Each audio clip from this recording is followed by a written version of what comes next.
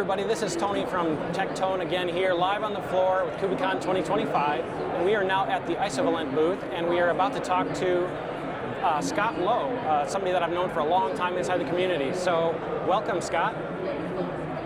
Hey, how's it going? Good to see you again. Good, it's been a long time.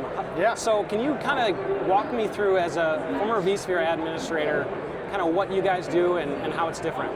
Yeah, sure. So, Kubernetes, as far as networking goes, right, is designed to be extensible. So it doesn't provide its own networking solution. It always relies on something called a Container Network Interface plugin, or a CNI plugin. Okay. And that allows users who are running Kubernetes, which you know is a container orchestration platform, right, for running workloads in containers. Yep. It allows them to choose a networking solution that offers the functionality that they need for their use case.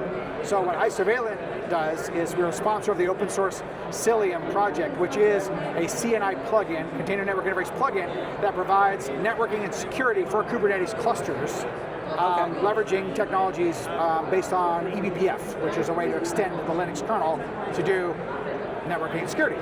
So that's at a high level sort of what Isovalent does. We also have related products, but Cilium is probably the one that we're most well known for. Awesome, yeah, and I just heard a little bit about that in a presentation yesterday with the Porterwix folks over at the Aquarium, so very interesting. So I'm not a giant networking person, so how does somebody integrate this into an environment?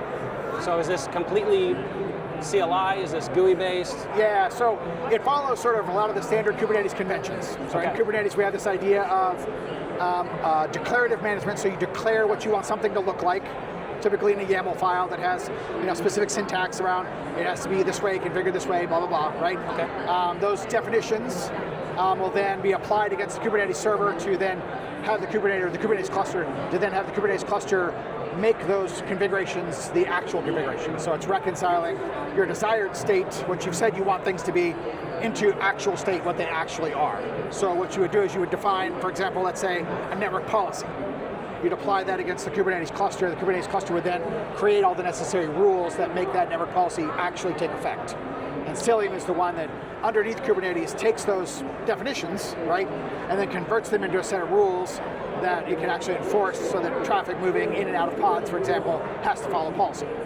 Right? Okay, typically CLI, because that is heavily sort of the way Kubernetes is driven, but there are various user interfaces for Kubernetes. There are tools that will integrate it into a GitOps workflow, for example, something like that. So it sounds like it's simplifying some of your setup, and it's pulling in some of those needed prerequisites and tools for you?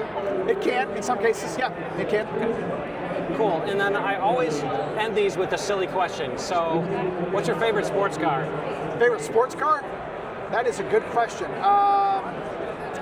I would have to say a classic Mustang.